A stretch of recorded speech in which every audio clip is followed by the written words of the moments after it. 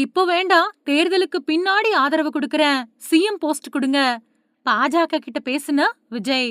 தமிழக அரசியல்ல இப்போதைக்கு ஹாட் டாபிக் நடிகர் விஜயோட அடுத்தடுத்த மூவ் தான். பிஜேபியோட பி டீம் அப்படிங்கிற விமர்சனம் அவர் கட்சி ஆரம்பிச்ச நாள்ல இருந்தே ஓடிக்கிட்டு இருக்கு. இந்த நிலையில சமீபத்துல டெல்லி தரப்புல இருந்து விஜய்க்கு போன அழுத்தமான தூது, அப்புறம் அதுக்கு விஜய் கொடுத்த கவுண்டர் பதில்கள் அப்படின்னு கோட்டை வட்டாரம் தகதகக்குது.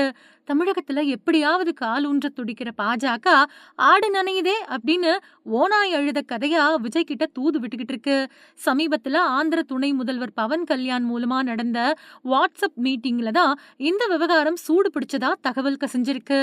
மத்தியில நாங்க, மாநிலத்துல நீங்க. ஆனா இப்போதைக்கு டெபுட்டி சிஎம் போஸ்ட் ஓகேவா அப்படிங்கிறது தான் பாஜகவோட கேள்வி. ஆனா இத விஜய் ஏத்துக்கலையாம். மாறா அவரு வேற சில முக்கியமான கோரிக்கைகளை வச்சிருக்காராம். பாஜக மேலிட புள்ளிகளோட நடந்த ரகசிய ஆலோசனையில விஜய் தரப்பு ரொம்பவே தெளிவா சில பாயிண்ட்களை முன் வச்சதா சொல்லப்படுது. தன்னை சுத்தி பின்னப்படக்கூடிய விமர்சனங்களை விஜய் நல்லா உணர்ந்தே வச்சிருக்காரு. இப்பவே நான் பிஜேபியோட பி டீம் அப்படின்னு விமர்சிக்கப்படுறேன். இந்த சூழல்ல இப்ப கூட்டணி வைக்கிறது அந்த விமர்சனத்தை நானே உறுதிப்படுத்துறது மாதிரி ஆயிடும். அது கட்சியோட வளர்ச்சிக்கு தடையா அமையும். அதோட எனக்கு சிறுபான்மையினர், முக்கியமா கிறிஸ்தவர்களோட ஆதரவு இருக்குது. அதை நான் இழக்க விரும்பல. அதுதான் எனக்கு அடிமட்ட வாக்குகள். அதை வாங்கணும் அப்படின்னா நான் பாஜக கூட இருக்கக்கூடாது அப்படின்னு கராரா சொன்னாராம் விஜய்.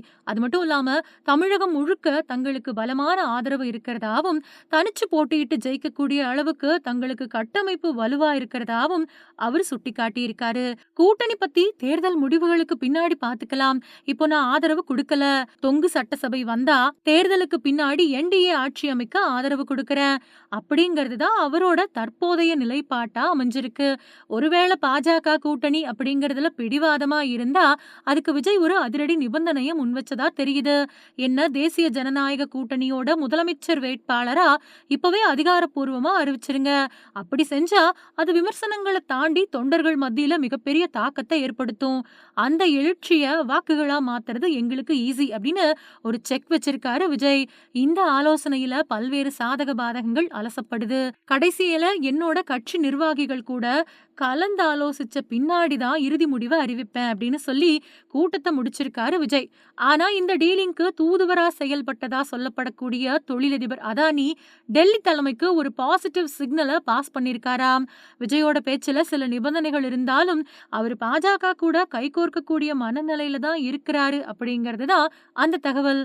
விஜயோட இந்த வெயிட் அண்ட் வாட்ச் அரசியல் தமிழக தேர்தல் களத்துல மிகப்பெரிய மாற்றங்களை உருவாக்க போகுது அப்படிங்கறது மட்டும் நிச்சயம்.